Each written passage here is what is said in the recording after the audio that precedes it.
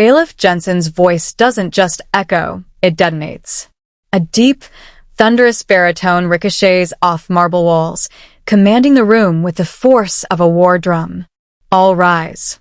And the courtroom obeys. Benches scrape back in a violent chorus, the kind that rattles skylights and tightens every spine in the room. Above, camera rigs pivot like predatory hawks, red tally lights blinking in hunger, counting down to the most-watched legal showdown in reality TV history.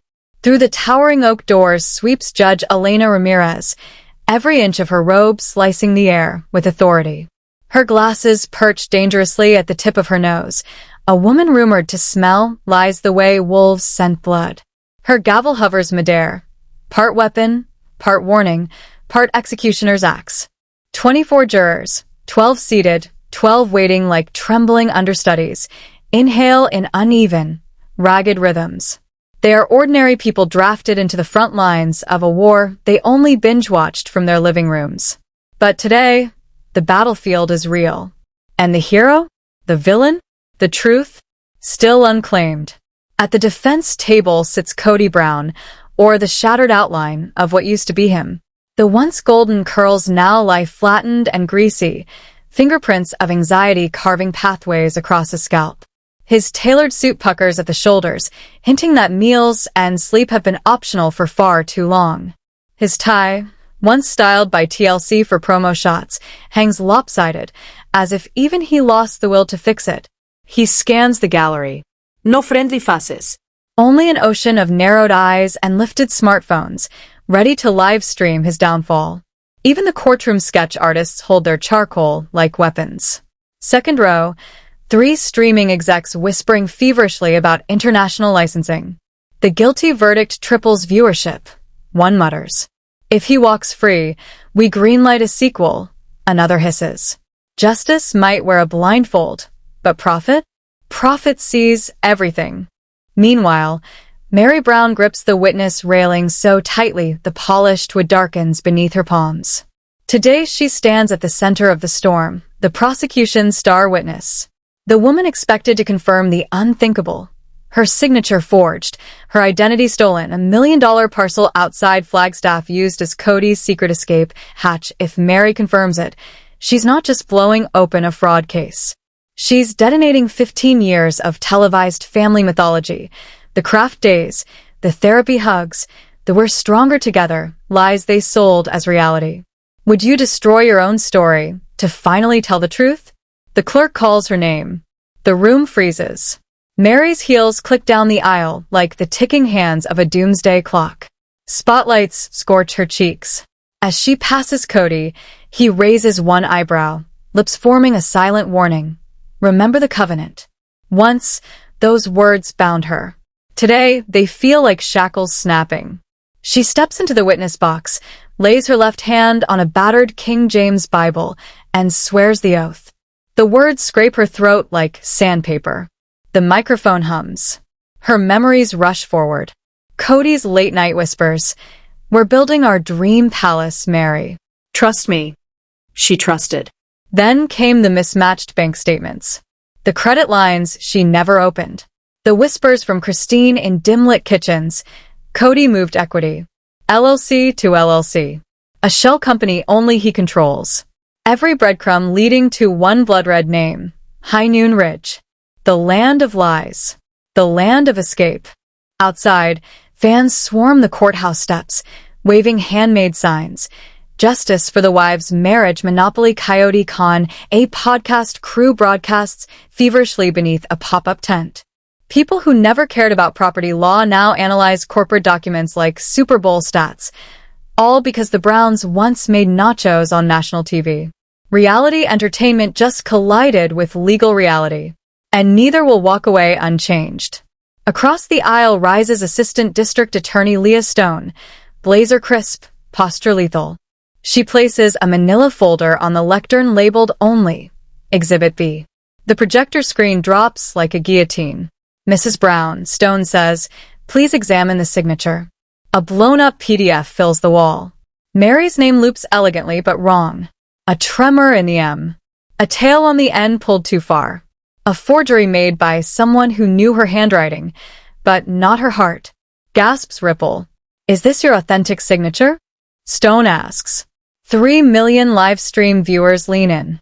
Meri breathes deep. No. Her voice cracks. That is not my hand. Not my consent. Not my blessing. The room explodes. Kody's attorney leaps. Objection. Gavel. Overruled. Kody's jaw twitches. A glitch. A crack in the facade. Stone advances. Slide 2 flashes across the screen. A labyrinth of LLCs, arrows, dollar signs, hidden transfers. Gasps multiply. These accounts, she says, trace back to an account Mr. Brown opened the same week the forged document was filed. Coincidence? Or conspiracy? Before the jury can breathe, the lights dim. Whether glitch or destiny, the timing is perfect. A video loads. Security footage. Desert Vista Bank. Timestamp. 9:07 a.m. March 14th. Pixelated Kody at a kiosk. Tapping fingers. Signing papers quickly, hiding them from view. Beside him, young Solomon, barely 13, watching, clueless to the weight of 7 digits. Freeze frame. Kody versus Kody. This, Stone announces, is the defendant submitting Exhibit B. No wives present. No spousal confirmation. A violation of Arizona community property law. Silence suffocates the room. Reporters shift. Jurors swallow. Even the judge's expression flickers. Because when a patriarch weaponizes trust, he destroys more than money. He destroys faith, identity, legacy. And across the courtroom, deep in Meri's stomach, something breaks. Not for the marriage that ended, but for the truth that's finally beginning to breathe. Mrs. Brown, Stone's voice slices clean through the courtroom hush. Did the defendant ever disclose this loan or its terms? A question simple in structure, fatal in impact. Meri lifts her gaze. Her eyes glisten, not with weakness, but with weaponized truth. She shakes her head slowly. No, ma'am. We shared everything except apparently the debt. A tremor runs across the gallery. At the defense table, attorney Glenn Harper jerks forward, scribbling frantically. Challenge admissibility. Miscommunication. Recast Kody as a brave, overburdened entrepreneur. But even he feels it. The jury leaning in. Narrative is oxygen. Today, Stone controls the air supply. She clicks her remote. The next slide blazes across the projector, rows upon rows of color-coded text messages. Red for Kody. Green for Meri. Yellow for Christine. Blue for Janelle. Kody inhales sharply. He knows this thread. He remembers the hour. A 2:17 a.m. group chat labeled Family Vision Board. Only the irony burns. Gone are the cheerful gifts and exclamation marks of better years. These messages show Kody pleading, I just need temporary signatures. Land prices are going up. If we don't act now, we lose everything. Meri's responses glow softly. We'll discuss this as a family tomorrow. Christine's bubble appears. We can't keep stretching credit lines. Then Janelle. Kody, we need full transparency. The space where Robin's reply should be is vacant, a long ghostly blink. Her phone apparently off that night. Stone zooms in on Kody's final message, a blue bubble like a bullet. I'll handle it. Trust me. Timestamp. 3 minutes after the bank footage. A perfect alignment of lie and action. Meri sits straighter, air trembling in her lungs. She speaks. I want the court to understand. Her voice wavers, then strengthens.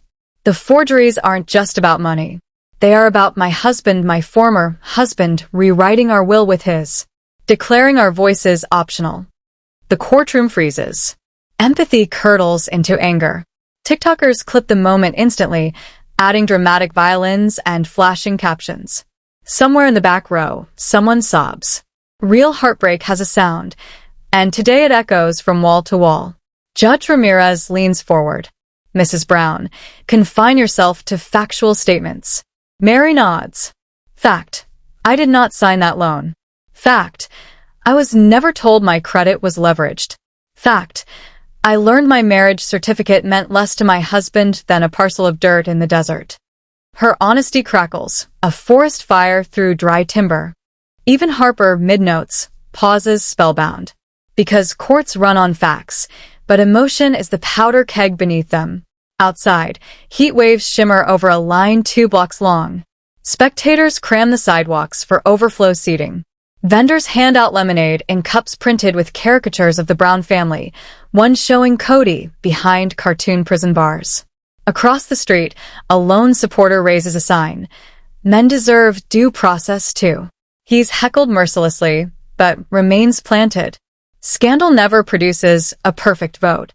Back inside, Meri recounts, in heartbreaking detail, how she discovered foreclosure notices hidden under fan mail, how each suspicious transaction pulled her deeper into dread, how she hired a handwriting expert in secret, terrified that confronting Kody would make him destroy the evidence. Stone lets her speak, guiding only when needed. Every answer stitches another thread into the tapestry of betrayal. Then Harper rises for cross-examination, ready to draw blood. His tone, soft, too soft. Mrs. Brown, you've admitted to feeling isolated in your family. Could your perception of guilt be colored by hurt? Meri blinks once. Hurt doesn't forge signatures, Mr. Harper. A ripple of laughter. Harper's face drains. He lunges for another angle. Isn't it true you once engaged in an online catfishing situation? Stone is already on her feet. Objection. Irrelevant and prejudicial. Sustained. Harper's strategy collapses like a tent with its poles kicked out. Kody's glare snaps toward his attorney. You promised you'd destroy her credibility. This is falling apart. Ever seen a defense unravel? Don't Blink. Judge Ramirez turns to Meri. You may step down. The gallery almost erupts into applause. One crack of the gavel kills it. Stone signals for sidebar. Lawyers rush the bench, Harper pleading, gesturing wide for a recess. Stone slashing the air, refusing delay. Ramirez nods, stone cold. She turns to the courtroom. Motion for recess denied. We proceed. Gasps. Whispers ignite like brushfire. Stone calls her next witness. Forensic accountant Victor Ningguan. He enters carrying ledgers thick enough to break a table leg and a laptop loaded with charts mapping Kody's cash flow across 4 time zones. Doom enters the room with him, but Judge Ramirez lifts her gavel lightly. Given the complexity of Mr. Ningguan's testimony, we will begin fresh tomorrow. The jury is dismissed. Do not discuss the case. Do not consume media. Do not research financial instruments. They file out slowly, the weight of tomorrow heavy on their backs. Because tomorrow, the numbers speak. And numbers never lie. Jurors rise like a slow-moving tide, shepherded by deputies whose badges glint under the fluorescent lights. Cameras tilt, zoom, crane, desperate to catch a last glimpse of juror expressions. One juror hides her face behind a notepad, and on that notepad, a shaky doodle, scales of justice tipping unmistakably toward guilty. A silent omen the cameras devour. Judge Ramirez surveys the gallery with the cool precision of someone who's watched reputations crumble in her courtroom before. We resume at 9 sharp. Court is adjourned. The gavel cracks, slicing the tension clean in 2. Day 1 ends. But the firestorm, the real one, hasn't even started breathing yet. As the crowd spills into the lavender twilight, reporters swarm. Meri steps onto the courthouse steps flanked by Stone and a tight security detail. Microphones thrust at her like spears. Questions hit her in a violent spray, rapid, relentless, hungry.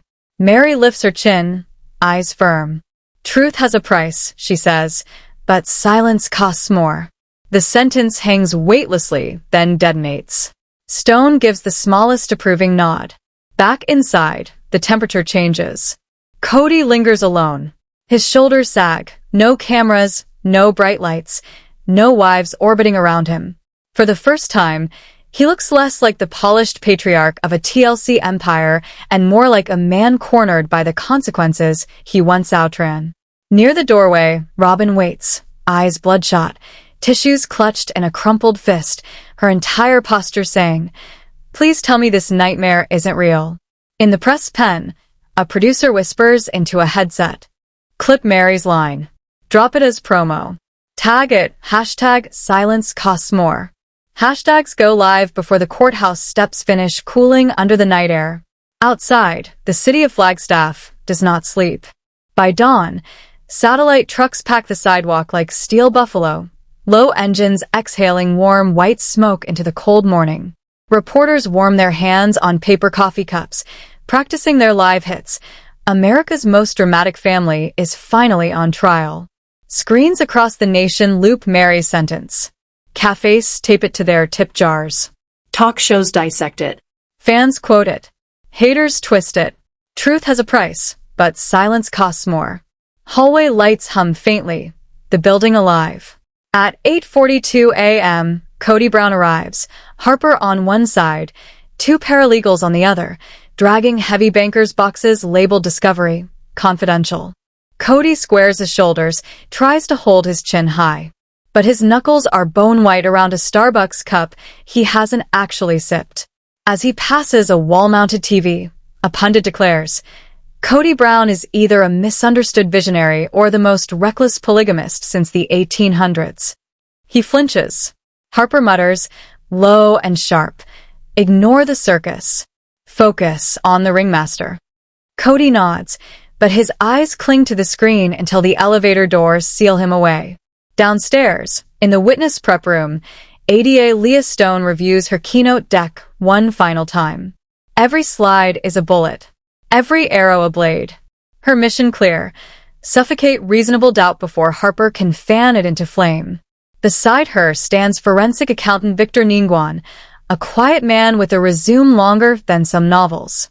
He arranges glossaries and definitions for jurors who've never heard phrases like layered remittance, shell rain voicing, trade-based laundering.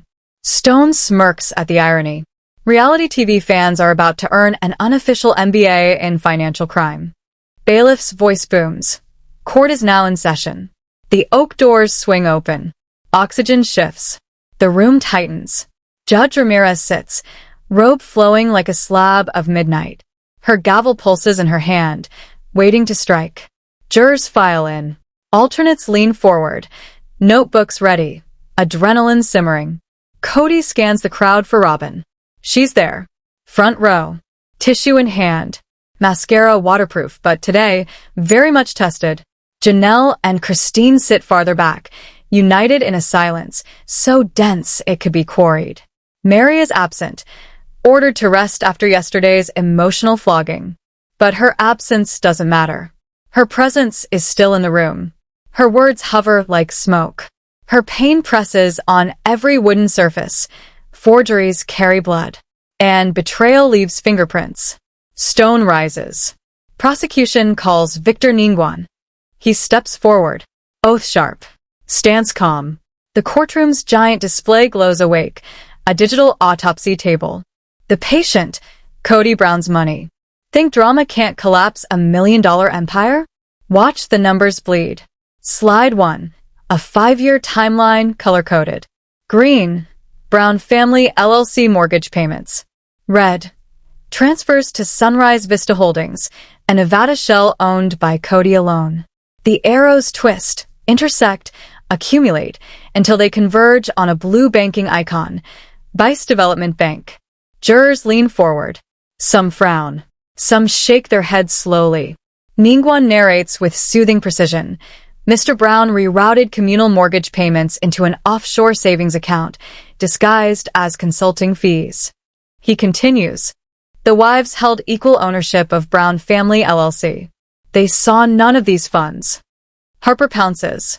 Objection. Speculation on intent. Overruled. Judge Ramirez fires back. Stone gestures. Next exhibit, C-14. An invoice from Desert Sunrise Consulting, another Kody-owned entity. Bill, $87,200 for strategic marriage counseling.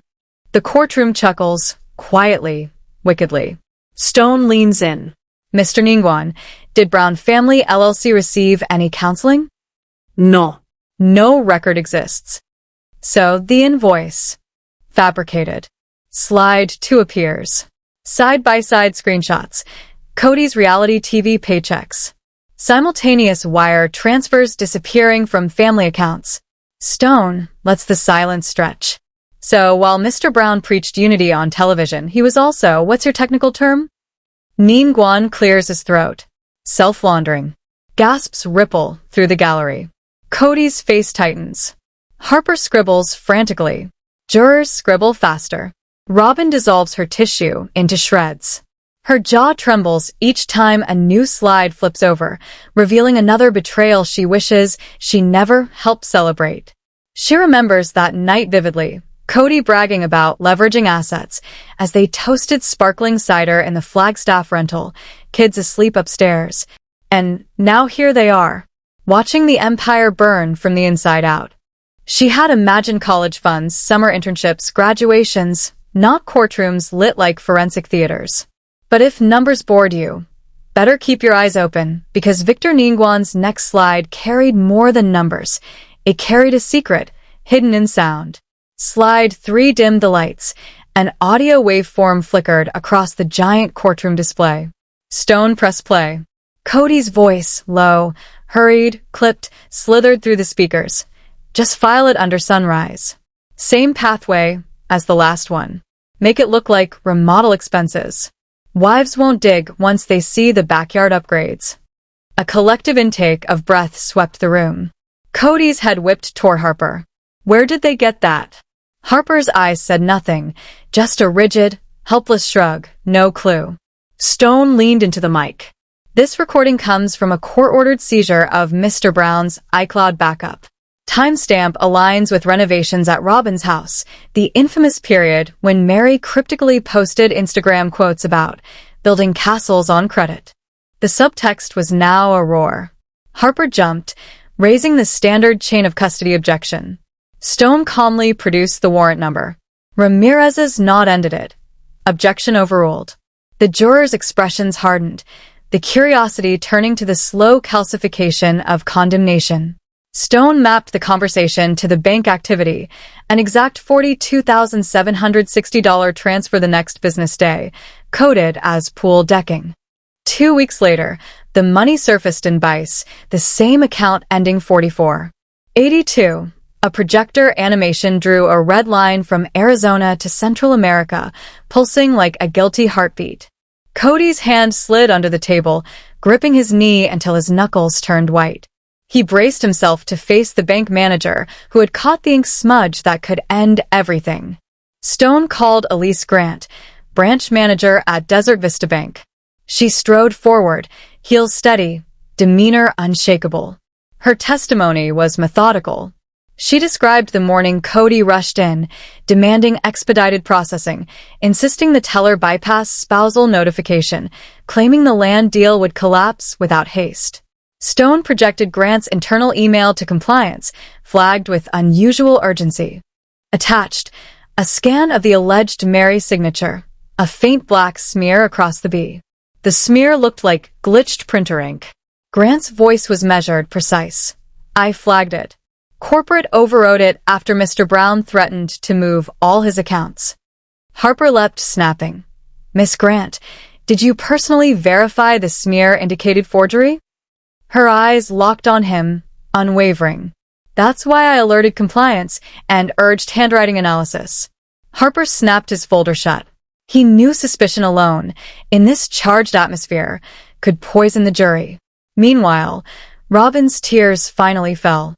She remembered Kody dismissing her concerns that day. Banks worry too much. Paperwork slows vision. She had laughed, proud of his ambition. Now ambition felt like black mold, invisible until it suffocated the walls. Ningguan excused. Grant stepped down. Stone called the next act in her courtroom theater. The pièce de résistance, a meticulously prepared, 80-page forensic report by Dr. Marcus Reyes, the handwriting expert waiting in the wings. But first, Stone staged a punch no one saw coming. Exhibit F2, a non-disclosure agreement drafted by Sunrise Vista Holdings. It bore the signatures of 2 contractors who had built Robin's third floor, the nursery. Clause 14 read, Contractor acknowledges proprietary privacy of the Brown family dynasty project and agrees to punitive damages up to $1 million for breach. Stone highlighted Brown family dynasty project. The contractors, testifying via video, confessed they had no idea what it entailed, only that Kody promised reality show exposure instead of faster payments. They were told to ignore the extra safe room, the bulletproof glass. Jurors stiffened. Bulletproof glass. Desert compound. Doomsday bunker? Lavish one-wife palace? The exact reality hardly mattered. Perception now carried 9 parts of the verdict. Harper objected. Irrelevant to forgery. Ramirez allowed limited relevance. Intent to conceal. Stone pounced. Ladies and gentlemen, the NDA shows a pattern: secret contracts, inflated costs, intimidation. That pattern matters because it paints motive. She signaled Dr. Reyes, but a sudden stir broke the rhythm. Christine Brown whispered to a bailiff. A note reached Stone. She read, Christine requested a sidebar. After a hushed conference, Ramirez addressed the court. Miss Stone has requested a brief recess to review newly surfaced evidence. Whispers cascaded. Harper seethed. Surprise evidence violated discovery. Stone countered. It emerged this morning.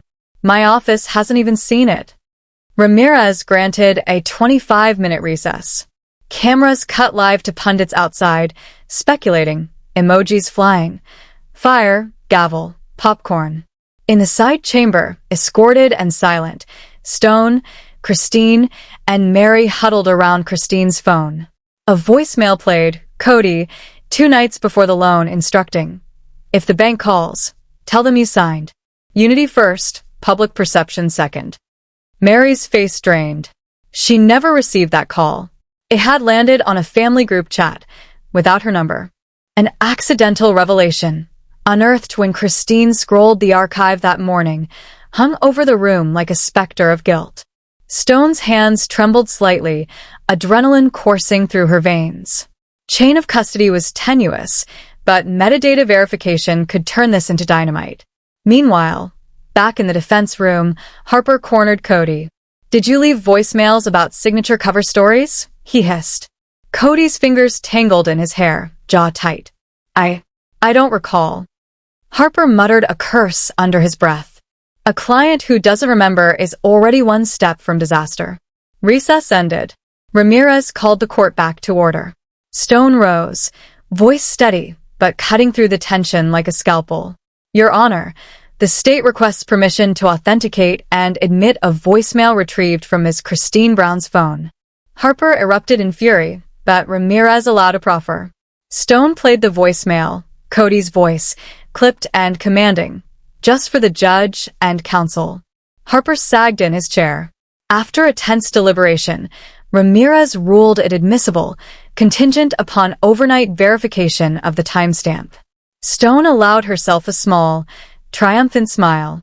The jurors had smelled blood, and tomorrow, the voicemail would go public.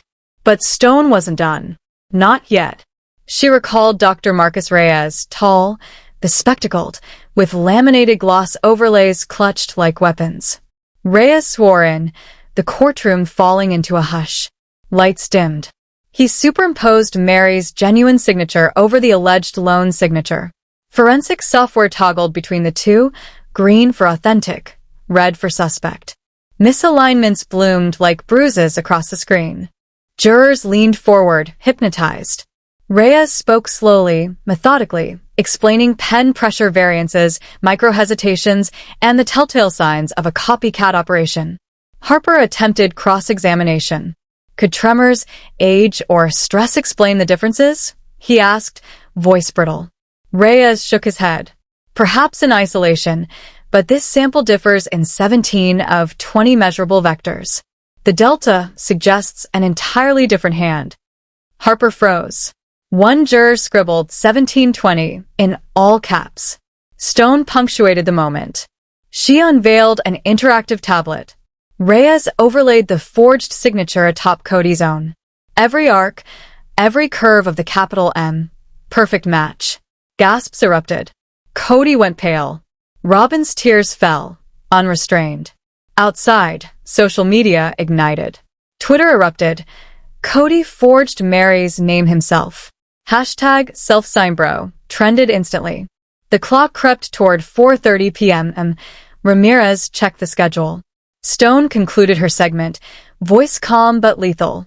Your Honor, the prosecution rests for the day. Tomorrow, the jury will hear the voicemail and witness why trust can be the most forged currency of all. Ramirez adjourned. Journalists sprinted to the courthouse steps. The bailiff shepherded jurors, reminding them of their oaths. Their faces looked as if they had just witnessed a cosmic eclipse, somewhere scorched, altered. Kody slumped at the defense table, Harper whispering urgently, "We need a miracle, fast." Kody stared at the blank projector screen, dark now, reflecting his own silhouette, a man who once commanded 4 wives, 18 children, millions of viewers, and perhaps, by week's end, a prison jumpsuit. Meanwhile, Robin Brown spent the night pacing her sister's guest room, rehearsing testimony to walls that never answered back. Dawn sliced silver through the blinds. For a moment, she almost called Kody, almost backed out, citing nerves, asthma, or her children's sudden sniffles. But one image burned behind her eyelids. Meri on the stand, voice trembling but unbroken, declaring the covenant breached by the man who had weaponized unity. If Meri could face that gavel, Robin decided, so could she, even if each step felt like walking barefoot across embers. By 9:07 a.m., Robin was ushered through a side entrance into the witness room. Peppermint oil on her palms, concealer dabbed over sleepless circles, rosary clutched tight, though her faith had always been spiritual more than liturgical. Behind the double doors, she heard Victor Ningguan wrapping up his methodical deconstruction of Kody's money maze. The jury's minds were now maps, X's and arrows marking deceit. Robin pressed cold fingertips to her temples, whispering to herself, "Tell it true. Tell it plain." The clerk's summons resonated like church bells. Robin Alice Sullivan Brown. The corridor felt 10 miles long. Her heels clattered against stone floors, echoing to her bones. Kody avoided her gaze, rigid, while Harper's concern radiated like heat off a stove. Robin raised her hand, took the oath, and sat, knees pressed together. Stone approached with the gentleness of someone cradling a sparrow. "Mrs. Brown, how long have you known the defendant?" 15 years, Robin answered, voice barely above a whisper. "And legally married?" "Since December 2014. Stone's eyes swept the jury. "In those 15 years, did Mr. Brown ever ask you to sign documents you did not fully understand?" Robin's breath snagged. She remembered 2 summers ago, Kody rushing into the kitchen, papers flapping, insisting the landscaper's needed signature stat, threatening a missed discount. She had signed blank pages, late for Solomon's scout ceremony. Lemonade and panic. "Yes," she whispered. He said they were house upgrade forms routine. Stone clicked the remote. The courtroom dimmed. A PDF zoomed on screen. Robin's signature on a blank form, later relabeled authorization to borrow against communal equity. Air in the gallery pressed on her chest like wind. "Did you read the top of the page when you signed?" Robin blinked. "No, it was blank then." "So, the defendant filled it in later?" "I believe so." Harper leapt. Objection. Speculation. Stone advanced to the next slide. Metadata logs showing the header typed 2 hours after the digital signature timestamp. Ramirez overruled. Harper's jaw ticked. Stone walked Robin through suspicious signatures, pool deck invoices, bulletproof glass orders, desert acreage security walls. Each time, Robin admitted she relied on Kody's word.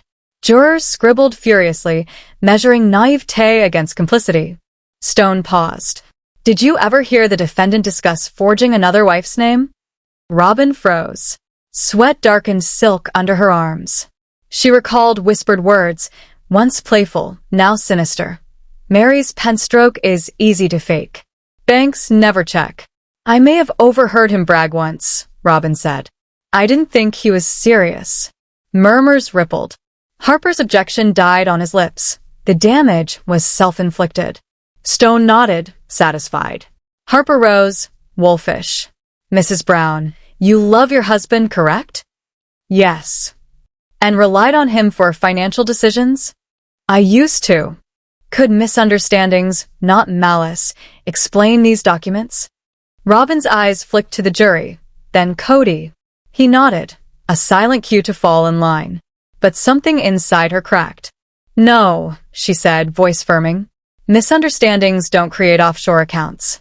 Harper's smile dissolved. He pivoted. Isn't it true, Mrs. Brown? You once bought luxury jewelry using family funds without the other wife's consent. Robin bristled. I purchased Christmas gifts. I reimbursed the cost. Stone objected. Relevance. Ramirez sustained. Harper retreated.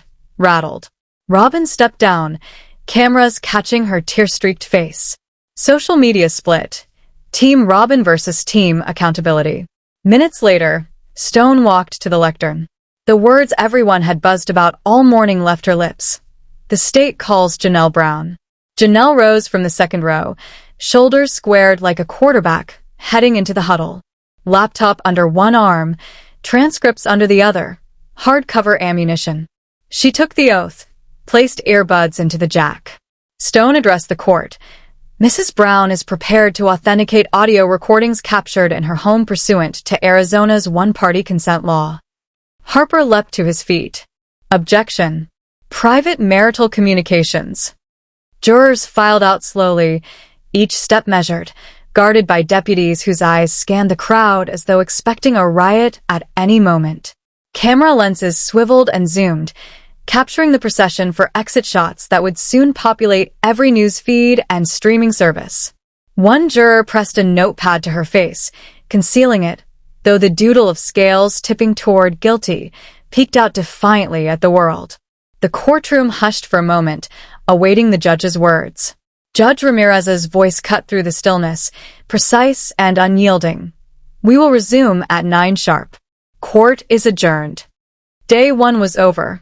The gavel had fallen, but the storm was only gathering momentum. Outside, spectators spilled into the twilight like shadows stretching over the courthouse steps. Meri Brown stepped forward, flanked by Stone and a small, vigilant security detail. Microphones were thrust at her, questions thrown like shards of glass, yet she offered only a single, crystalline sentence. Truth has a price, but silence costs more. Stone's subtle nods signaled satisfaction. Back inside, Kody lingered at the defense table, shoulders sagging, the weight of consequences finally pressing down where ratings and control had once ruled. He no longer looked like a television patriarch. He looked like a man trapped, cornered, and unraveling. Robin waited near the doorway, her eyes red-rimmed, tissues clutched as if they were life preservers against a rising tide of exposure. Outside, a producer whispered urgently into her headset. Clip Meri's line. Run it as promo. Tag it. The silence cost. Within seconds, hashtags formed, trending before the courthouse lights had even cooled. Before sunrise, satellite trucks lined the curb, metallic beasts exhaling generator smoke into the crisp Flagstaff air. Reporters rehearsed live hits, coffee steaming, makeup lights glinting off plexiglass teleprompters. Overnight, the story of High Noon Forgery vaulted to the top of every platform. Reality TV fans were now parsing LLC flowcharts like sports stats, the line between entertainment and financial scandal eroding with every slide and revelation. At 8:42 a.m., Kody Brown arrived again, flanked by his attorney, Glenn Harper, and 2 young paralegals hauling bankers' boxes labeled Discovery Confidential. His posture was all forced confidence, shoulders squared, chin lifted, but the white-knuckled grip on a forgotten Starbucks cup betrayed him. A wall-mounted TV broadcast a pundit calling him a polygamist con artist. He flinched. Harper murmured, "Don't watch the circus. Focus on the ringmaster." Kody nodded, but his eyes lingered until the elevator doors swallowed the commentary. Downstairs, Assistant District Attorney Leah Stone clicked through her keynote deck one last time.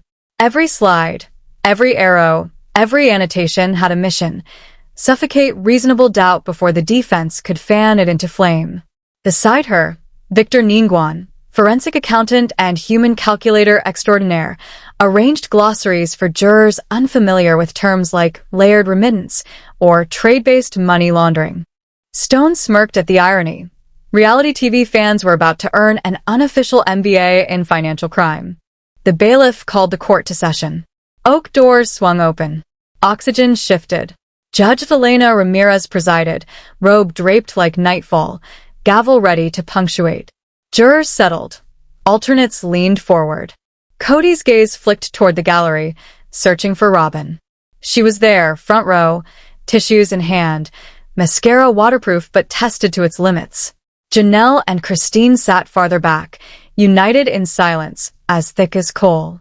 Meri was absent, recovering from the trauma of yesterday's cross-examination, yet her presence lingered like a shadow. Forged ink had left real blood on the pages of their family story. Stone rose, her voice calm, precise, deadly. Prosecution calls Victor Ningguan. Ningguan took the stand, oath crisp. The courtroom's giant display lit up like a digital autopsy table, awaiting its patient, Kody Brown's money. Slide 1 unfolded, a color-coded timeline stretching 5 years.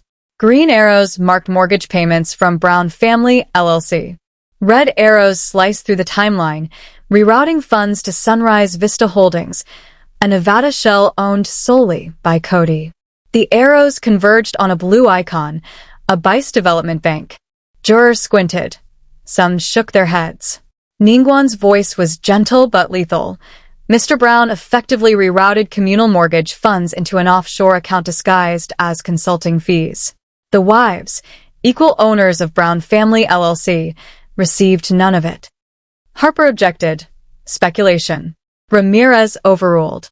Ningguan continued, introducing an invoice bearing the Desert Sunrise Consulting logo, billing the Family LLC for strategic marriage counseling. The gallery chuckled softly. Stone seized the moment. Did the LLC receive any service for that money? No record exists, Ningguan said. The invoice appears fabricated. Slide 2 displayed side-by-side reality show paychecks and simultaneous wire receipts. Stone leaned into the drama. While Kody preached unity on television, he was, in financial parlance, self-laundering. In essence, yes. Kody scowled. Harper scribbled rebuttal notes, but jurors were already jotting suspicion into their notebooks. In the gallery, Robin's tissues shredded under nervous fingers. Her jaw quivered with every slide flip. She remembered Kody boasting about leveraging assets while they toasted sparkling cider in the Flagstaff rental, children asleep upstairs. What had once seemed ambition now felt like black mold, creeping, invisible, insidious.